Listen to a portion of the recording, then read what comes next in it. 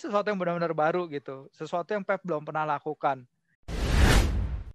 Lu lihat deh goal position-nya City musim ini. Sering tap in. Ya itu paling kelihatan juga di laga lawan Liverpool lah. Bukan hanya dalam kotak penalti, tapi kotak kecilnya itu loh, Van. Maksudnya untuk sepak bola profesional 11 lawan 11 lu bisa bikin ruang sedemikian rupa. Jadi pemain lu bisa nyetak gol tap in gitu, nggak dijaga sama sekali tuh. Menurut gua gila sih. Tapi Pep itu seneng gitu di City, entah dia dimanja dengan pembelian pemain ataukah lingkungannya cocok.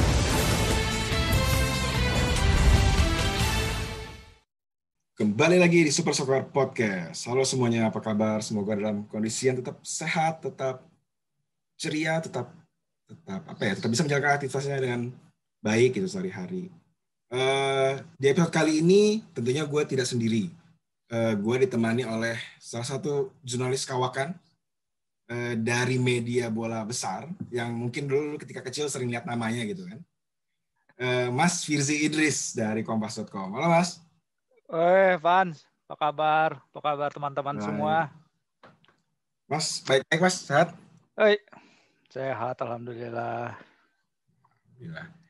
Oke, di sini gue sama Mas Firzi di episode kali ini bakal bahas satu tim yang tiba-tiba ngebut gitu di Premier League. Awalnya tertati-tati, tapi terus tiba-tiba taruh di mana? Tancap gas. Dan terus kaitannya tidak terkejar lagi, yaitu Manchester City. Ini ketika kita take in, City tadi subuhnya baru menang ya. Kemenangan ke-11 secara beruntun di seluruh kompetisi. Lagi. Mas nonton lawan Everton? Itu udah saking banyak kan rekor yang pecah loh. Gue aja sekarang sampai susah juga nge-track apa aja rekor yang mereka pecahin loh, Van. Wah, itu sih memang. Yang terkini tuh jumlah kemenangan di awal musim kan, yang baru aja mereka pecahin. Di seluruh kompetisi? Iya. Di awal tahun, sorry. Oh, jumlah kemenangan di awal tahun kalender. Ya, memang banyak banget lah. Sangat luar biasa sih. Saya jujur aja tidak menyangka sih.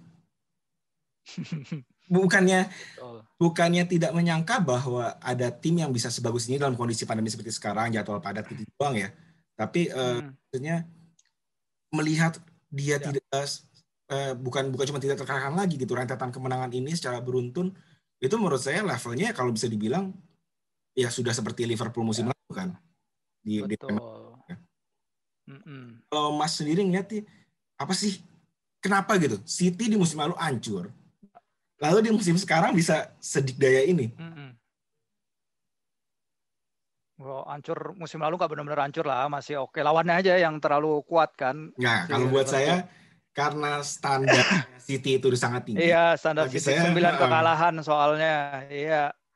Jadi gini, Van, sebenarnya yang buat gue menarik itu, jadi selama 1,5 tahun terakhir ini sebenarnya kita lagi masuk di area di mana kita nggak tahu apa-apa soal Pep dalam periode ini, ngerti nggak?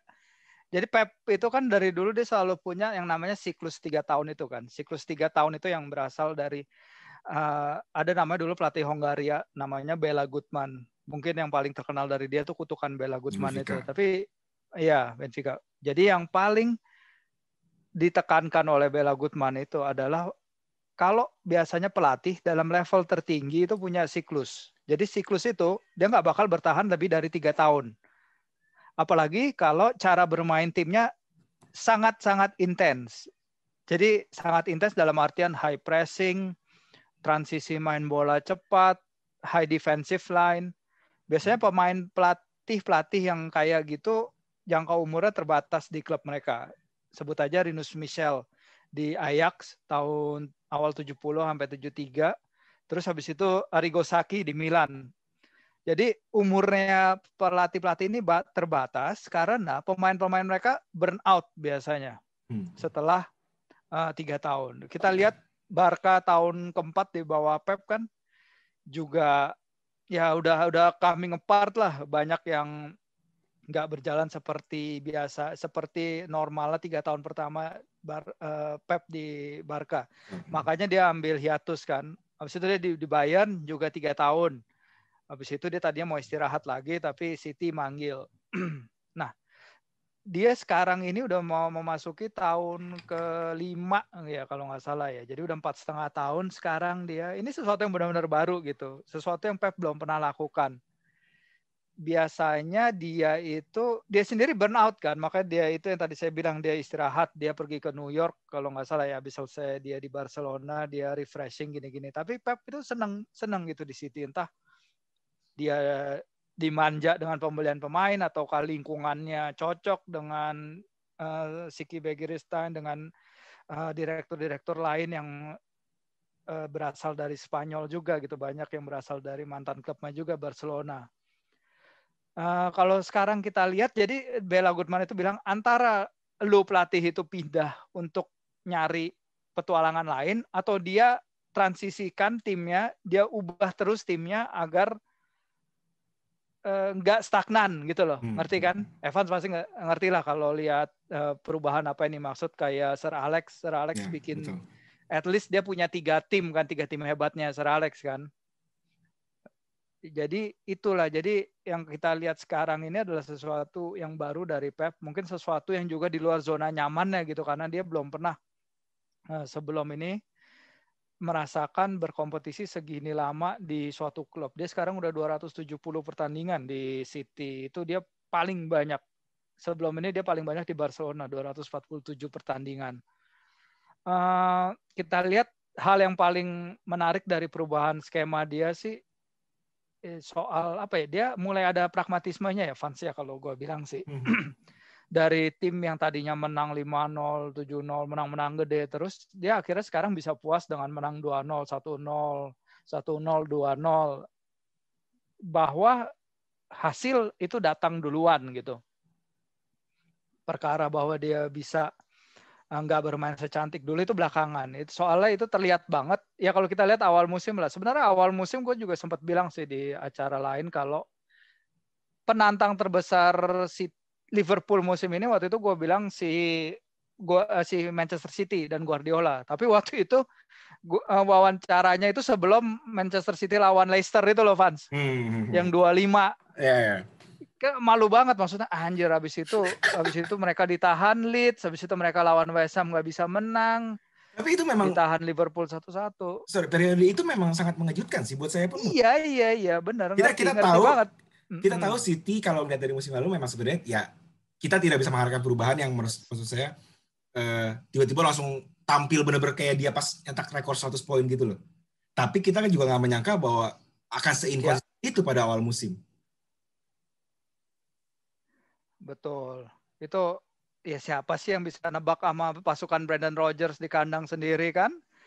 Habis itu ditahan Leeds yang ya memang Guardiola naruh penghormatan besar lah quote unquote ke si Bielsa sebagai mentornya, tapi untuk bisa ditahan sama tim promosi 1-1 kan hitungannya enggak banget gitu loh. Jadi untuk mereka bangkit lagi habis dari situ sih emang apa ya? Benar, ini dulu enggak banyak yang nyangka mereka akhirnya turun sampai posisi itu, sampai akhirnya mereka dilupakan kan sebenarnya dalam tanda kutip. Betul. Waktu itu ngomongnya udah Liverpool lagi, Spurs, Mourinho-nya lagi naik banget kan awal musim tuh.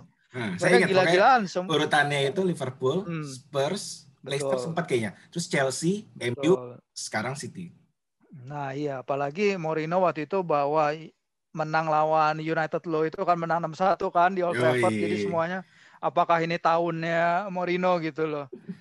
Terus apa ya, kalau gue lihat lagi nih pekan ke-16 itu City itu masih peringkat ke-8, masih itu jauh banget di bawah. Jauh.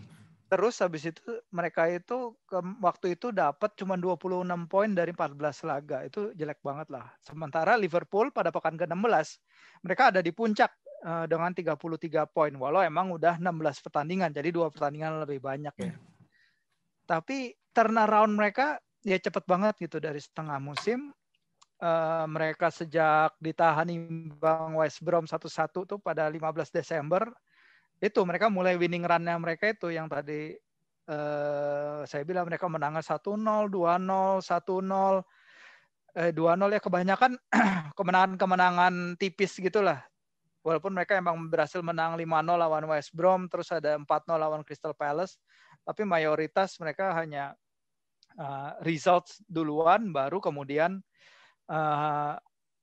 permainan cantik. Udah gitu kita harus ingat bahwa mereka main nggak ada Aguero dan juga KDB yang keluar masuk tim gitu karena dia cedera, benar. Siapa yang nyangka bahwa solusi dari KDB nggak ada itu dia mainin Gundogan sebagai bukan false nine, tapi gelandang serang yang menusuk dari posisi sentral, tapi juga memainkan Joao Cancelo sebagai ibaratnya playmaker lah. Ini juga nih yang gue pengen bilang juga, Van, soal menemukan kembali tim ini gitu loh. Karena kita tahu beberapa old guard-nya City kan udah cabut ya.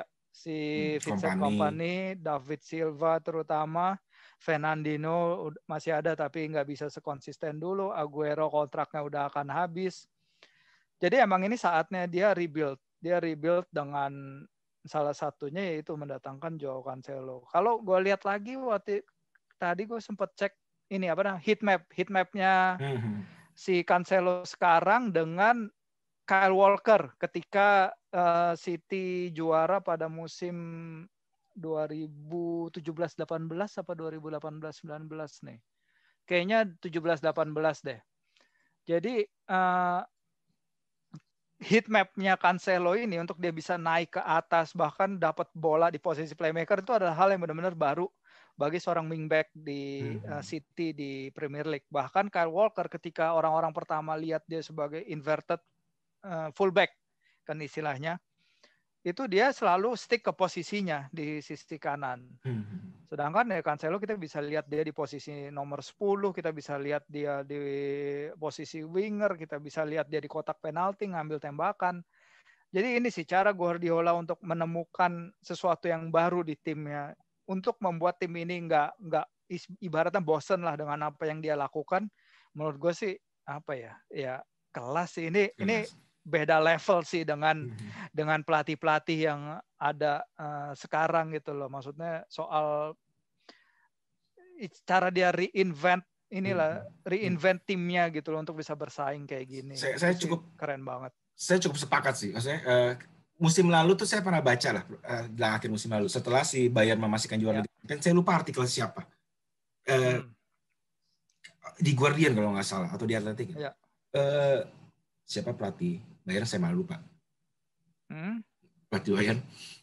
Siapa yang dulu? Hans Flick. Ya. Hans Flick itu berhasil mentransformasi Bayern gitu, melakukan reformasi tim gitu. Tanpa orang-orang lain sadari. Menurut saya itu juga terjadi di City musim ini.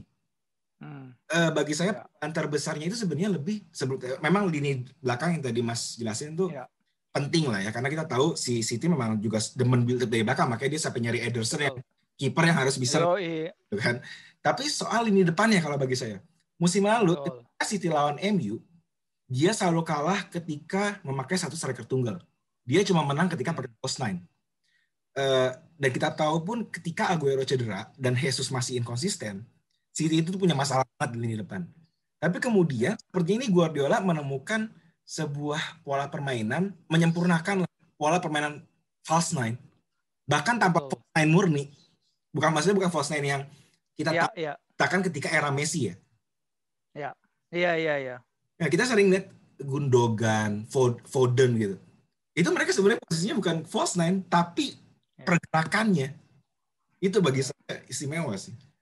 Iya, ini setuju banget karena ketika pertandingan melawan Liverpool lah yang paling besar sorotannya ya, at least soal false nine itu.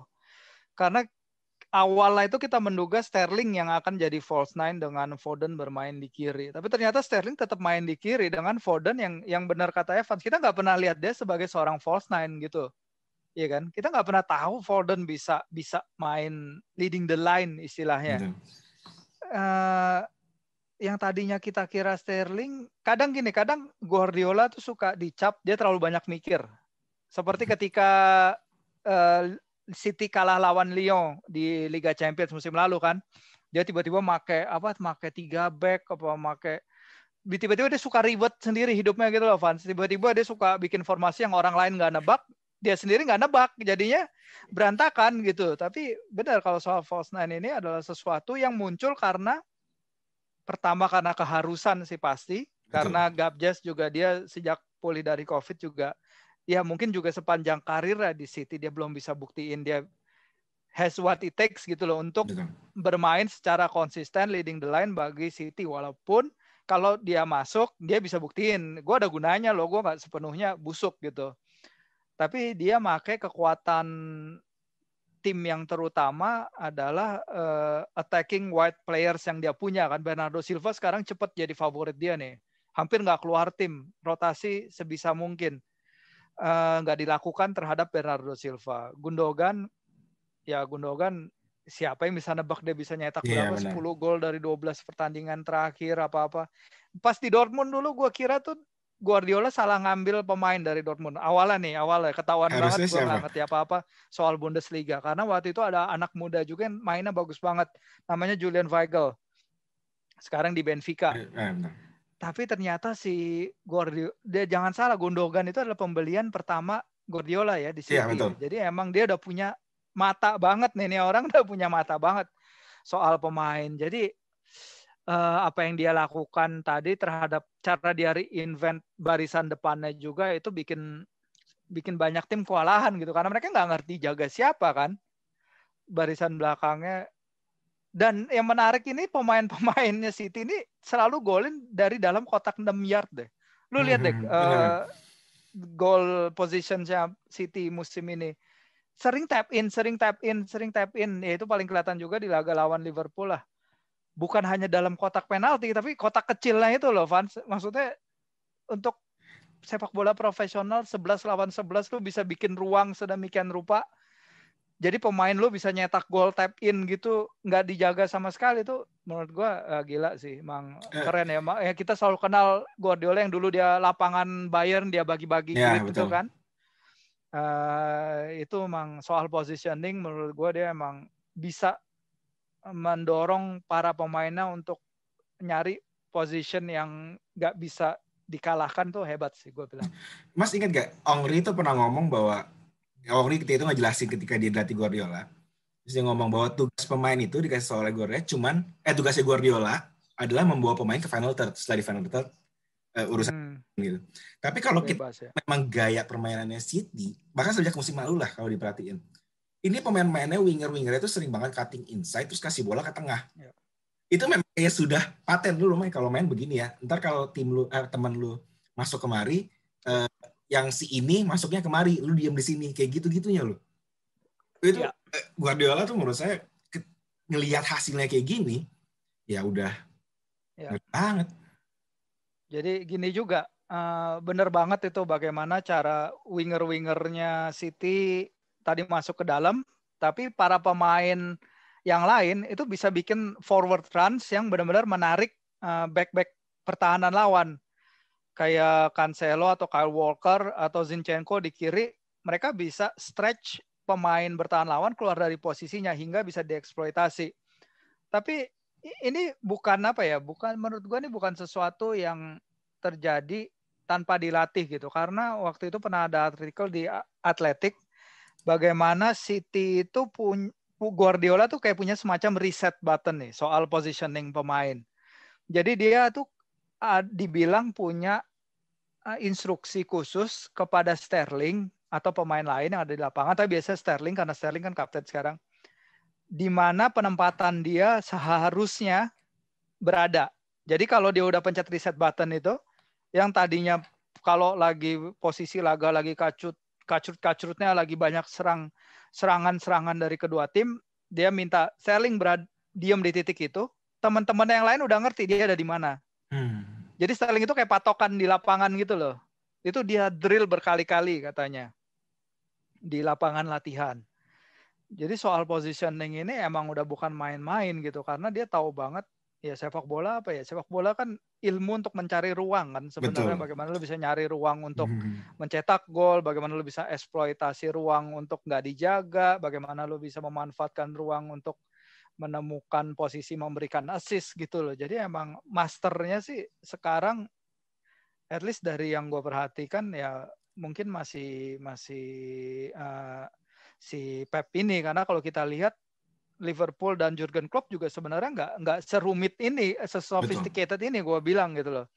Ya kita oke lah kalau kita katakan Andrew Robertson dan Trent Arnold mendefinisikan kembali cara menjadi back sayap dengan menyediakan berapa belas assist tuh, berapa puluh assist yang mereka punya sekarang.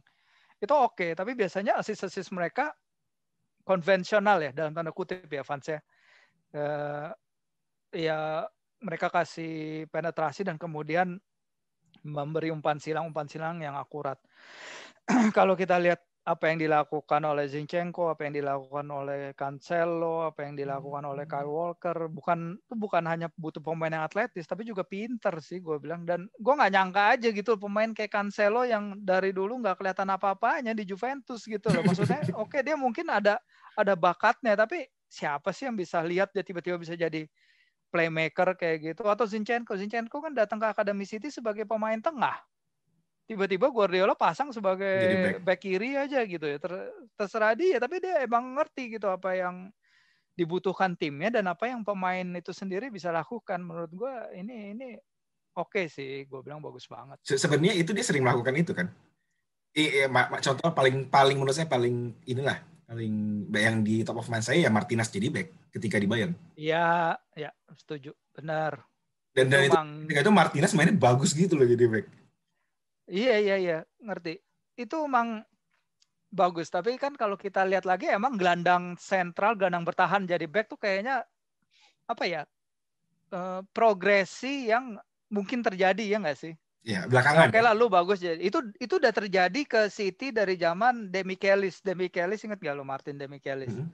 Dia bisa jadi gelandang bertahan, tapi dia bisa jadi back. Kadang dia bermain sebagai DM, kadang dia bermain jadi CB untuk gantiin Kompany kalau cedera. Tapi untuk bisa bikin pemain kayak Kyle Walker gitu jadi gelandang dari sisi kanan lapangan jadi gelandang bertahan, atau Cancelo dari sisi kiri atau kanan terus bermain sebagai playmaker, itu sesuatu yang totally new dan oke sih, keren banget sih. Jadi memang ya inilah ya, mungkin ini evolusi taktik yang baru sih dari seorang Guardiola gitu. Sangat mungkin sih. Saya sangat sepakat sama John.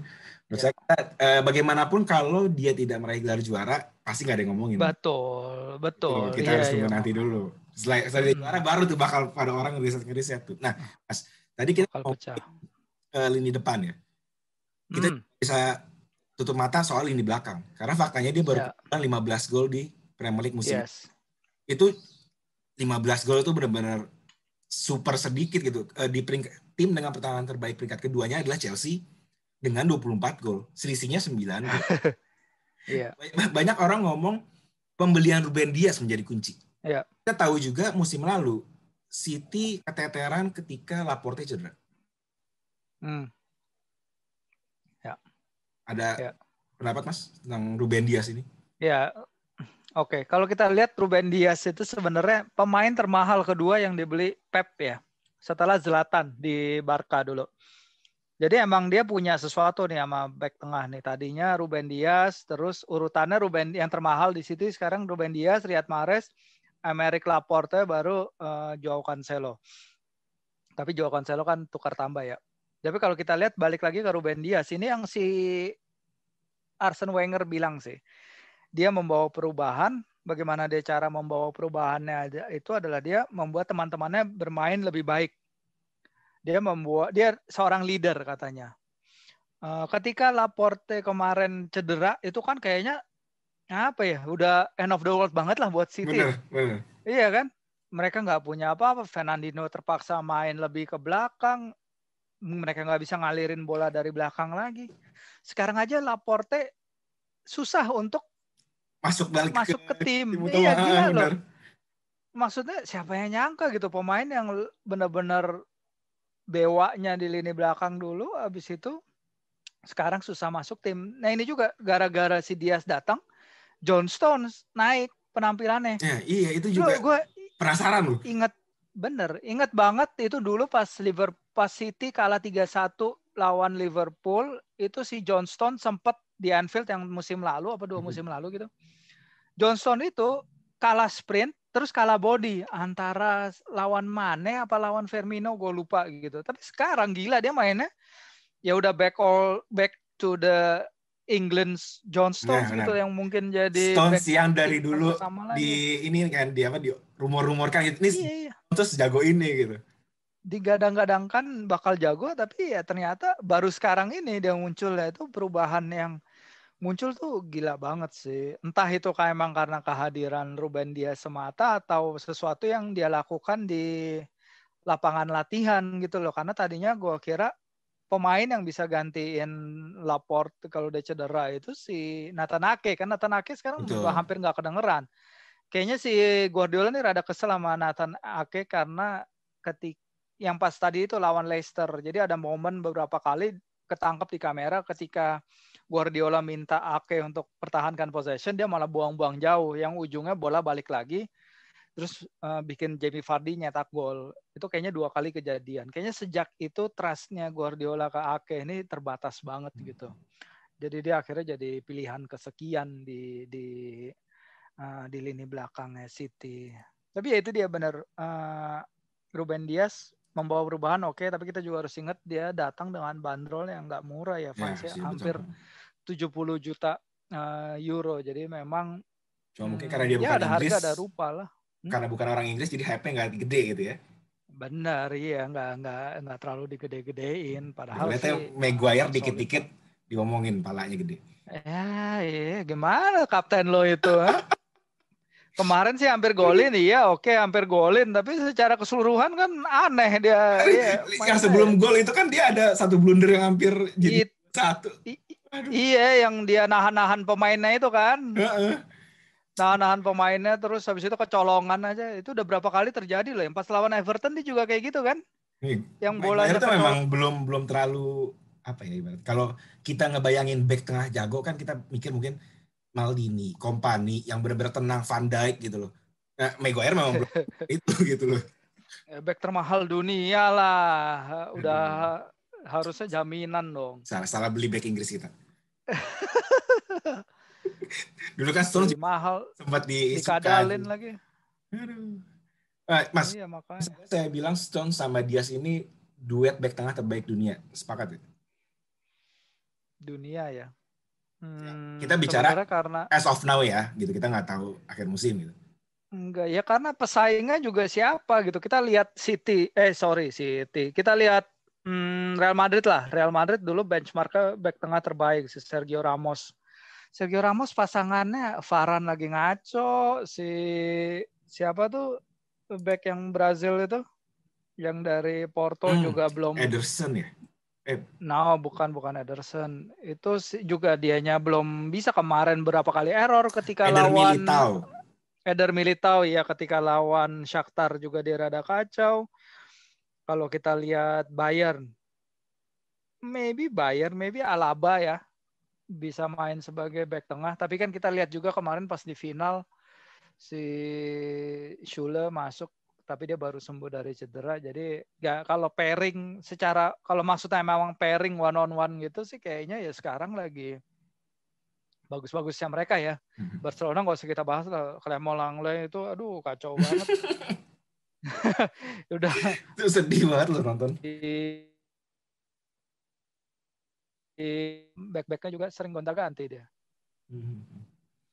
Oke, Mas. Iya itu sih. Selain Dias dan Stones yang menurut saya memang meningkat banget lah gitu ya. Nama satu lagi tentu tadi udah disebut Mas juga Gundogan. Ya. Ini pemain tuh tipe pemain seperti apa sih sebenarnya? Saya kira dia cuma biasa loh.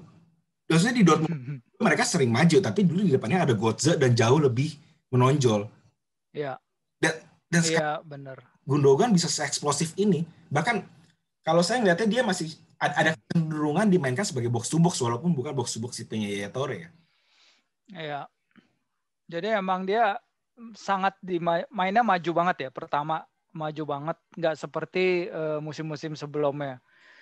Bahkan dia bisa dibilang udah mulai ninggalin peran box to box itu, walaupun nggak sepenuhnya dalam artian dia sekarang lebih dibutuhkan di lini depan ketimbang dia di belakang.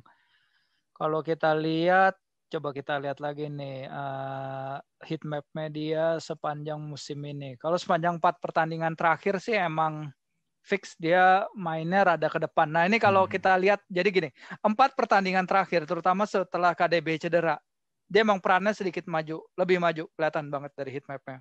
Sisi kiri, tapi lebih mendekati posisi winger ketimbang garis tengah. Tapi kalau kita lihat secara overall musim ini, heat map dia itu lebih ke garis tengah. Dan terutama center circle juga. Jadi memang ada evolusi permainannya, dia dinaikin karena kebutuhan tim. Karena kalau kita lihat, Van, sebenarnya City nggak punya pemain yang benar-benar bisa jadi kayak KDB ya, posisi number 10 itu ya. Betul. Lihat Mahrez enggak, Bernardo Silva enggak, Phil Foden mungkin dia lebih nyaman main di sisi luar gitu loh. Kecepatan dan kreativitas dia bisa hilang kalau terlalu dipaksain main ke tengah. Makanya selain KDB, untuk pemain yang benar-benar di posisi number 10 ini kayaknya nggak ada. Nah Gundogan ini yaitu dia maju sebagian karena kebutuhan, tapi sebagian juga karena kreativitasnya Pep gitu. Nah, kita lihat gol-golnya bagus-bagus kok, tenang-tenang. Betul. Yang golnya lawan siapa tuh yang dia ngontrol Davinson Sanchez yang sampai jatuh itu yang jadi meme. Itu kan kontrolnya gila. Kontrol dan gocekannya, nahan bola lambung sekali pakai kaki kanan, gocek, nembak pakai kaki kiri, itu kan keren banget. Jadi ya ini dia makanya suatu peran pemain yang nggak pernah kita sebagai penonton dan pecinta bola kita bisa tahu, tapi ya Pep lihat di lapangan sehari-hari bahwa dia ini ternyata oke. Dan dia ball retention-nya bagus nih. Sekarang lihat persen successful pass-nya sih Gundogan sepanjang musim 91%. Final third juga sama. Persen successful passes-nya Gundogan sepanjang musim di final third lawan itu 90% loh, gila. Dia hampir nggak pernah kehilangan bola dalam artian. Ini angka-angka apa ya? Angka-angka playmaker kelas dunia ini, bukan abal-abal. Gitu. Sebenarnya saya nggak, apa gimana ya? Kalau kita ngeliat sejarah Gundogan sebenarnya agak wajar dia baru muncul sekarang karena cederanya ACL gitu. Parah. Tapi dia sampai selevel ini tuh bener-bener out of my mind sih. Ya. Memang dia ada sedikit exit expectation karena kalau kita lihat XG-nya, tahu XG kan maksudnya? Ekspektasi gol dia berbanding kesempatan yang gol yang dia dapat berbanding kesempatan yang dia dapat untuk mencetak gol itu sebenarnya plus 3,91. Ini gede. Jadi plus 3,91 ini namanya delta XG. Ini menunjukkan bahwa dia ini sekarang lagi nyetak gol lebih banyak dari apa yang diharapkan darinya. Ini menurut metriknya Opta. Jadi memang dia itu ya lagi on fire istilahnya. Tembakan-tembakan dia masuk, tembakan-tembakan yang kita nggak nyangka dia bisa nyetak gol. Dia nunjukin itu gitu, dia bisa nyetak gol dari kesempatan-kesempatan sedikit yang dia dapat. Jadi memang ini mah orang ya lagi gila lah, lagi on fire juga, susah dijelasin. Tapi sekarang dia cedera kan? Betul. Nah, jadi yang menarik sekarang itu kita lihat lagi nih. Yang menarik itu juga, kan mungkin katanya tapi sebenarnya cedera dia nggak parah. Jadi ada kemungkinan balik. Tapi KDB udah balik, jadi sama aja. Betul. Semalam KDB udah main. Kalau misalnya KDB main, apakah Gundogan kira-kira bakal memainkan yang sama? Pasti. Karena ini kelihatan juga di laga-laga sebelum KDB injured. Terutama ketika melawan siapa ya? Pokoknya gue main FPL, ada pertandingan di mana gitu sekitar game week 18 kalau nggak salah, di mana semua orang pada pakai free hit, chipnya free hit. Jadi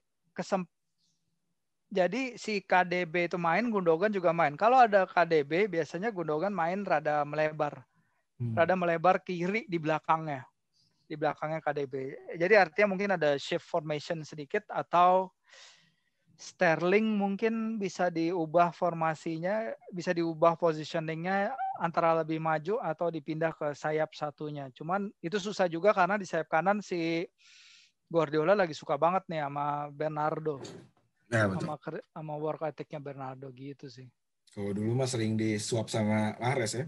musim lalu. Iya, sekarang Mahrez juga, dan Mahrez baru golin juga lagi kemarin Ya kan. tadi bagus ya itu. Jadi ya makin banyak pilihan nih buat si Guardiola dan makin susah juga buat fans FPL. Untuk saya nggak main FPL Tuh. musim ini, saya udah tahu. Ya main lah. Nggak, Gimana? saya FPL selalu jelek kan, terus saya kalau Elah, mana fans. musim ini Bisa lah. saya diam dulu. Nanti musim depan baru balik. Bisa. Yakinlah bisa, fans. Nah, ini nih ya, 17 pertandingan menang beruntun di seluruh kompetisi.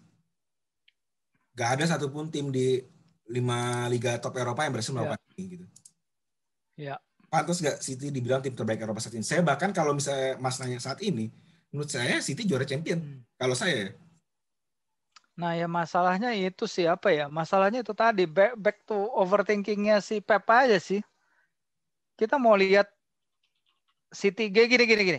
City bisa dilihat sebagai tim terbaik di Eropa kalau kita lihat semua underlying statistik, posisi mereka di liga, pencapaian mereka, rekor kemenangan, beruntun dan lain-lain. Tapi kalau dihadapin 1 lawan 1, belum tentu kayak di Liga Champions belum tentu si City itu akan sedominan itu gitu loh. Ngerti nggak sih? Kayak itu tadi, bagaimana sih Pep itu suka kadang-kadang dia overthinking kalau di Eropa. Karena apa ya? Karena bawaan kali ya. Dari dulu dia kayak Saya gitu tuh kali selalu ya. ngerasa kalau dia lagi bereksperimen tuh dia pengen nunjukin nih gue lebih jago daripada lu nih. Gitu tuh. Iya, jadi terlalu rumit gitu loh. Jadi kalau dibilang tim terbaik di Eropa, sekarang ini kalau dilihat dari liga masing-masing yang mereka jalanin, iya benar. Apakah City lebih baik dari Bayern Munich sekarang? Ya Bayern Munich kan lagi nggak stabil ya performanya. Kemarin aja lawan Bielefeld mereka ketinggalan berapa kali? 2-3 Dua kali kali. mereka ketinggalan. Akhirnya Skornya berapa sih? 3-3. 3-3. Tiga. Iya. Atletico lagi punya banyak masalah sendiri. Pemain mereka banyak yang kena COVID, banyak yang kena cedera. Ligue 1 nggak usah dipikirin. PSG, walaupun kemarin PSG menang gede ya mungkin. Nah ini, apakah kalau misalnya tim Pep bermain lawan tim PSG kemarin yang ngalahin Barca, apakah Pep bisa menghentikan Neymar dan Mbappe dalam kekuatan terbaiknya? Belum tentu gitu loh, itu maksudnya.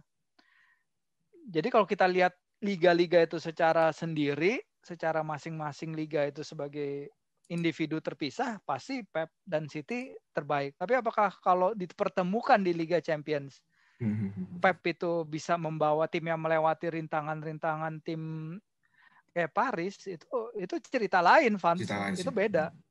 Nggak sama. Nah, kalau itu memang harus kita tunggu nanti sih. Menurut saya Itu emang harus nunggu nanti karena lawan Lyon aja bisa kalah kok. Kita nggak tahu ya, apa yang bisa terjadi ke tim Pep di antar klub Eropa. ya itu upset of last season sih. Iya benar. Di Lyon itu.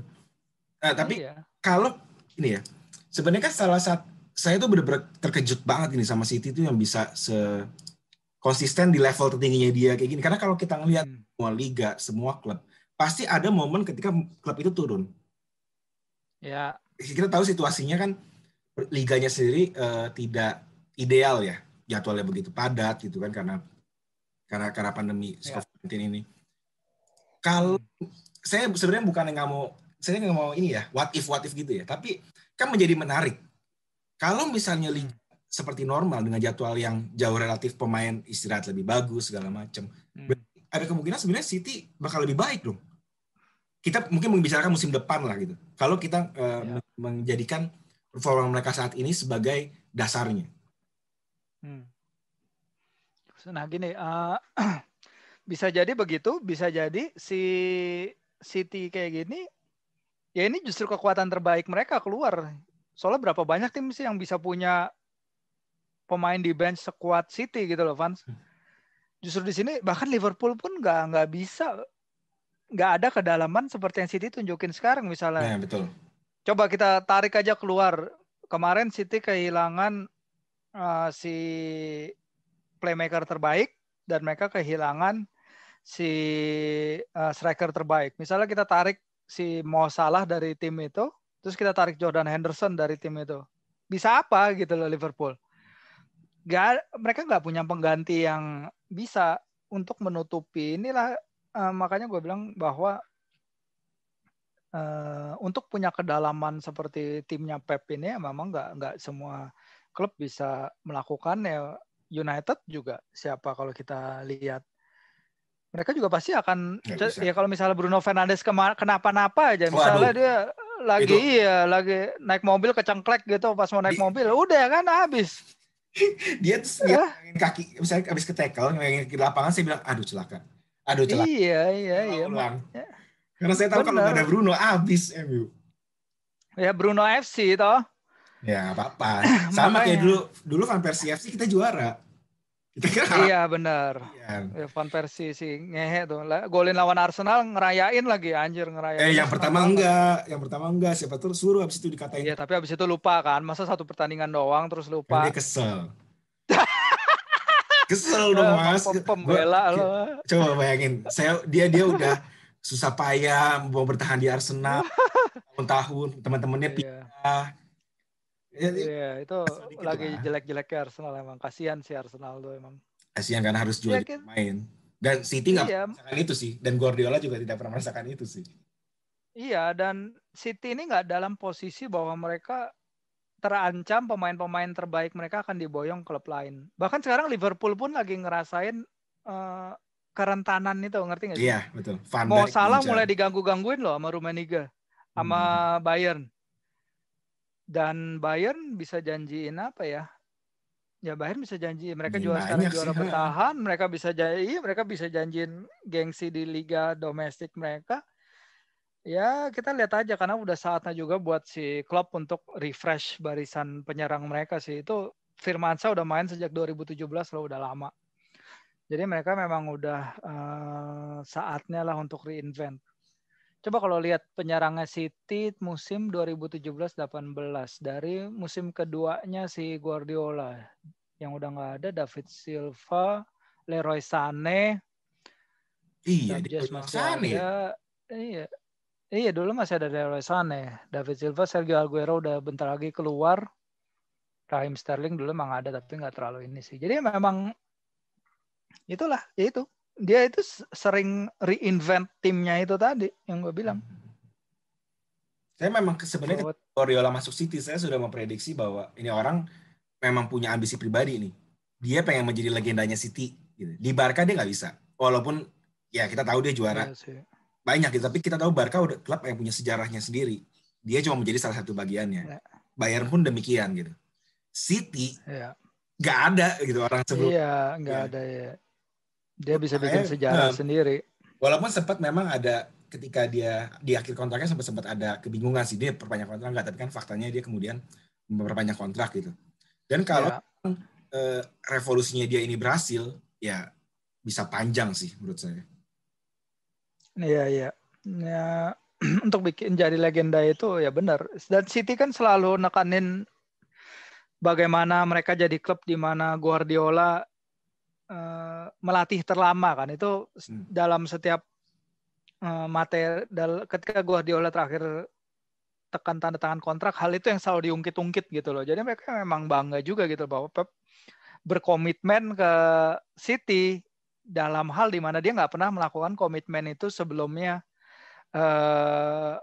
bersama klub-klub lain. Jadi memang ini juga eranya Guardiola nih. Sekarang kalau eranya Guardiola udah lewat, siapa yang bisa gantiin gitu loh. Itu yang pertanyaan menarik sih. Karena pertanyaan kan udah mulai keluar kan soal siapa yang mulai bisa gantiin Klopp mungkin dalam waktu dekat. Tapi kalau untuk eranya Guardiola kayaknya belum bisa sih ada yang gantiin. Oke, sebelum daripada kita ngomong jauh, kita yang lebih dekat dulu deh kalau. Weekend ini City lawan Arsenal. Saya mau nanya gini aja. Berapa persen peluang Arsenal ngerebut poin? Si Arsenal itu gue apa ya? Itu tim yang benar-benar yoyo sih. Kadang lagi di bawah, terus tiba-tiba mereka bisa naik lagi. Kayak kemarin kan yang menang lawan Leeds, siapa yang nyangka gitu kan, Vans? Iya, betul. Bisa, ya babak pertama ya, terus mereka kelihatan oke banget lah. Sebelum akhirnya dikejar 2 gol dan mulai kalang kabut juga nih. Tapi kalau untuk ngasih City kesempatan lawan mereka kok kayaknya rada berat ya. Main di mana sih? Walaupun main di Emirates ya. Nggak ngaruh. Emirates sih Arsenal. Ada penonton pun kayaknya nggak bakal ngaruh, Mas. Iya, Emirates musim ini Arsenal udah nahan United 0-0, Chelsea mereka menang 3-1, lawan West Ham yang di papan atas mereka menang 2-1 juga. Dan Arsenal itu kebanggaan mereka musim ini kan menang tandang ya 1-0 ya di Old Trafford tim lo. Jadi itu yang jadi kebanggaan yang mereka pegang-pegang. Mau musim ini kayak apa, mereka finish di papan bawah juga tetap aja gue menang 1-0 di Old Trafford. Itu kebanggaan yang mereka pegang. Ya MU memang timnya murah hati, Mas. Jadi kalau bagi mereka iya. kasih lah kesenangan itu. Sebagai fans Newcastle gue ngerti kok bagaimana tim itu harus murah hati memberi poin kepada lawan-lawan. Ngerti banget, gue rasain langsung soalnya. Jadi mereka kalah cuma 1-0 ya di Etihad. Tapi Arsenal ini susah ya lihat mereka bisa ngambil poin ya. Apalagi City-nya kayak gini. Cuman masalah City jadwal lagi padat kan. Fans habis ini mereka main ke di Champions League musim depan. Kan? Iya. Gladbach ya. Betul. Jadi ini dia. Ya kita lihat bagaimana Pep sistem rotasinya itu bermain lagi apa enggak. Dan pasti sih bermain. Oke, nah betul. Ya. Selain pertandingan Arsenal City, ada juga derby Merseyside, Mas. Ini apa hype-nya tidak gede lagi seperti pertemuan mereka ini di awal pertama. Gila lo, hype-nya nggak gede gimana? Gara-gara Jordan Pickford itu Virgil van Dijk cedera anjir. Tapi itu kalau yang di pertemuan pertama Liverpool kan masih di atas dan Everton ketika itu masih orang gadang-gadang sebagai salah satu bakal jadi kuda hitam. Ya. Gini deh, ini rivalitas derby itu nggak ngelihat klasemen. Lo tanya ke semua orang Liverpool, lo tanya juga ke semua orang yang pernah rasain pertandingan derby, nggak peduli posisi di klasemen. Jadi ini tapi sebelumnya balik dulu nih ke Manchester City. Jadi Manchester City habis ketemu Arsenal, ketemu Gladbach, ketemu West Ham yang notabene tim peringkat kelima, habis itu ketemu Man United ya. Itu juga berat tuh. Jadi mereka ujian mereka tuh sampai tanggal 6 Maret nanti. 6 Maret itu memang berat banget. Tapi kalau kita ngomongin derby, balik lagi. Derby Liverpool tuh salah satu derby yang paling gede sih di Inggris. Dan apa yang terjadi pada pertemuan sebelumnya, Pickford itu secara langsung menyudahi title challenge-nya Liverpool. Iya, betul. Itu Pickford itu menjadikan Liverpool juara bertahan terburuk di Premier League gitu. Walaupun mereka emang dibilang satu pemain apa sih efeknya, tapi satu pemain ini Virgil van Dijk, betul. Bener, nggak bisa. Itu efeknya gede. Ini derby ini gede artinya sih buat fans Liverpool terutama. Dan ada sosok antagonis lah yang diperlukan dalam sebuah derby, dan ini yang menarik gue bilang sih. Apalagi Ancelotti lagi naik turun juga kan ya. Kemarin itu mereka oke lah bisa bobol pertahanan City, tapi kan sebelumnya mereka itu kalah juga. Iya. Fulham ya? Yang si siapa? Simon Maja lah itu. Saya nonton. Josh Maja, Simon. Iya. Saya lupa. Dokumenter Sunderland itulah. Iya. Yang ada di Sunderland Tilada itu kan. Iya, itu dia makanya. Jadi se-hype-hype-nya Everton dengan kedatangan si James dan juga performanya DCL, tapi mereka perlu lebih dari performa mereka sekarang sih, karena benar-benar nggak konsisten banget. Udah terakhir mereka menang itu tanggal 3 Februari ya lawan Leeds. Jadi emang udah saatnya mereka menang. Dan itu kemenangan lawan Leeds itu merupakan kemenangan satu-satunya mereka sejak 1, 2, 3, 4, 5, 6 pertandingan. Jadi mereka emang nggak top form. Dan menurut gue Liverpool di dalam posisi bagus sih untuk melawan Everton, apalagi setelah mereka bisa menang lawan RB Leipzig ya kemarin. Leipzig, betul.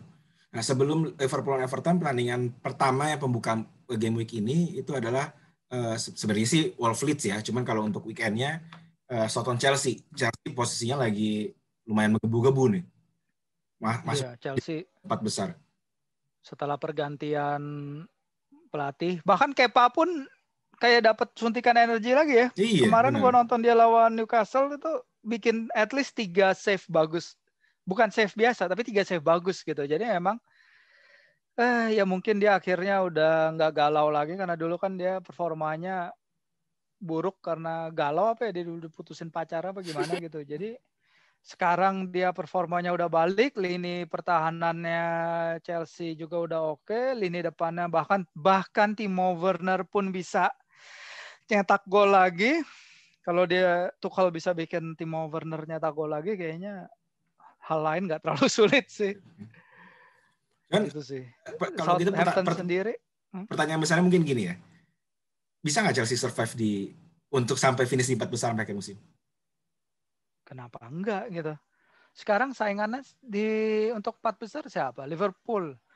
Liverpool lagi nggak stabil sama sekali. Kalau kita lihat Chelsea, nah tapi gini Van, sekarang kita juga harus lihat ada yang namanya kan new managers bounce kan, yang terkenal di Liga Inggris tuh, bahwa kalau ada pelatih baru yang masuk menggantikan pelatih lama pasti timnya akan ngangkat. Nah kita akan lihat berapa lama bounce-nya Chelsea ini bertahan, karena biasanya new managers bounce itu bertahan nggak lebih dari 1 bulan.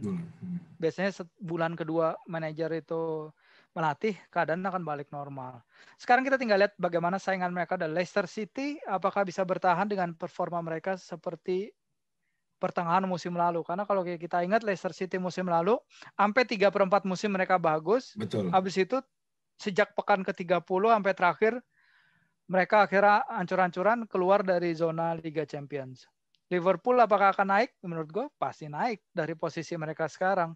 Tapi saingan ini, ya tinggal lihat mantan pelatih lo aja nih, Van. Si David Moyes bisa apa? Bisa banyak. Dibantu sama Lingard bisa banyak. Sebenernya. Bagus. Nah iya, Declan Rice-nya bagus banget, Mas. Aduh, gue suka banget Declan Rice musim ini fix. Nah, Declan Rice bisa fit nggak dia sampai ke akhir musim? Itu juga pertanyaan besar. Karena kalau nggak ada Declan Rice, nggak ada yang bisa gantiin. Siapa? Mark Noble. Nggak bisa. Declan Rice bagus banget. Kalau dia bisa fit, West Ham masih bisa naik. Dan sekarang gue kalau West Ham ketemu Liverpool, bisa jadi gue masih jagoin West Ham gitu. Walaupun ya terakhir ketemu kalah gara-gara gol ajaibnya Mo Salah itu sih.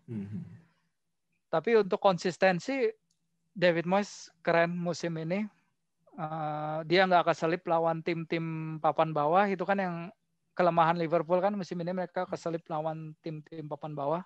Chelsea juga sejauh ini mereka buktiin bisa bounce back. Southampton lagi ancur-ancuran. Iya. Gue nggak tahu sejak bisa menang lawan Liverpool kayaknya mungkin dia berasa jadi juara kali. Ya benar.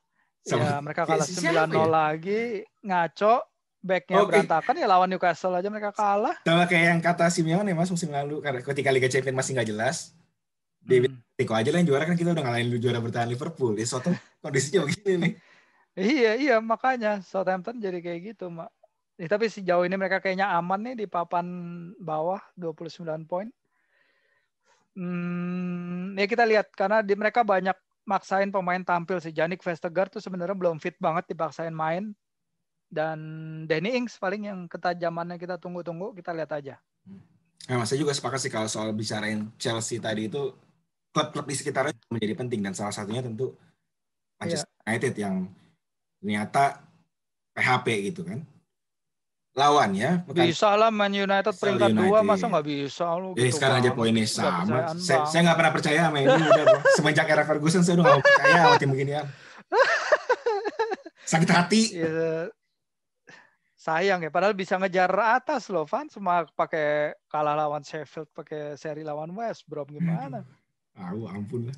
Kans banget. Kalah harus seri lagi paling. Mainnya di Old Trafford lagi.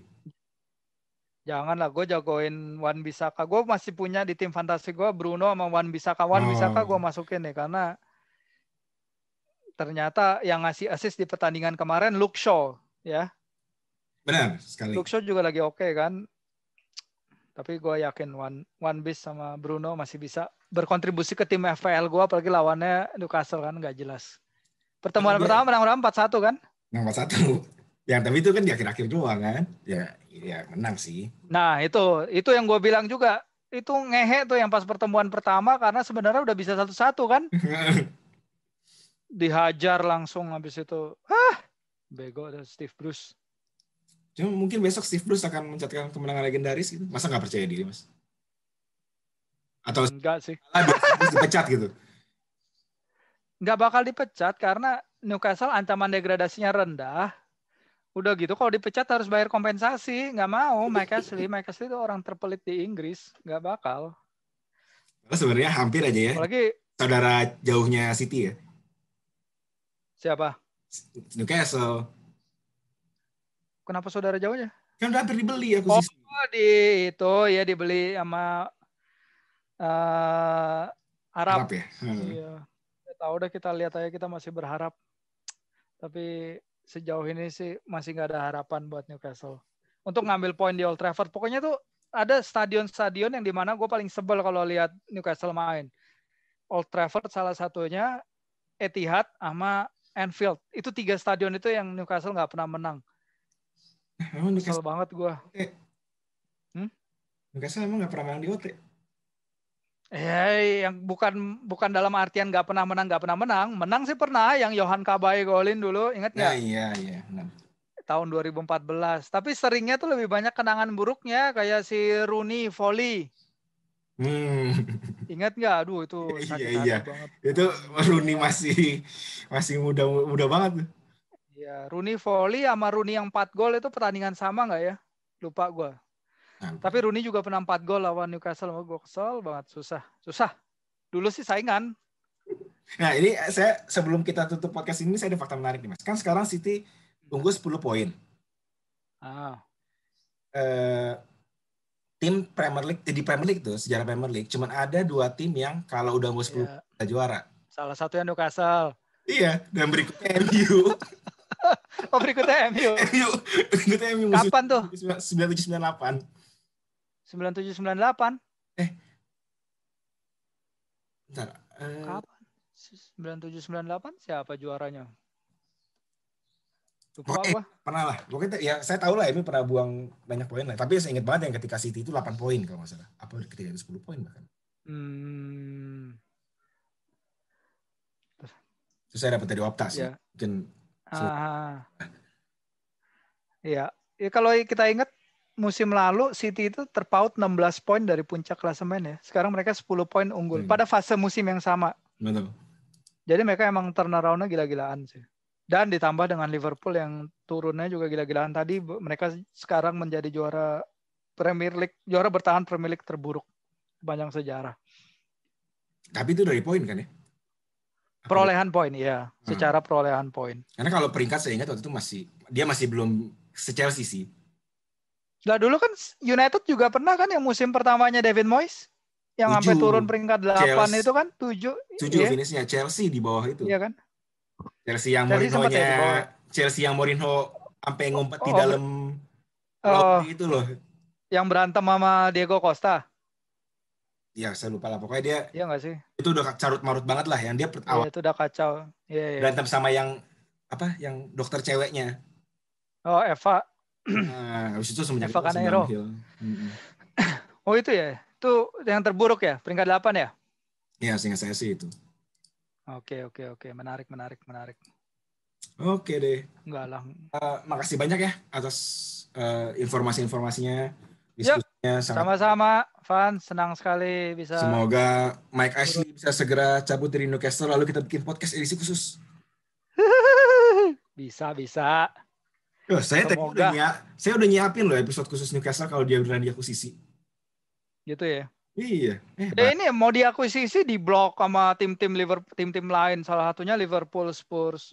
Jadi kan mereka emang nggak pingin ada pemain kayak City lain di Liga Inggris, coy. Udah kapok, Mas. Kapok yang ngasih ke City ya. Kapok, iya. Iya. Kapok ngerti sih. Cuman kan ibaratnya gitu City sebelum dibeli sama Sheikh Mansur statusnya ada siapa-siapa. Iya. Terus tiba-tiba jadi top gitu ya. Iya. Ngehe. Oke, sekali lagi makasih banyak Mas ya. Oke. Sama-sama, Pan. Thank you ya. Jangan ya. Yuk, ketemu lagi.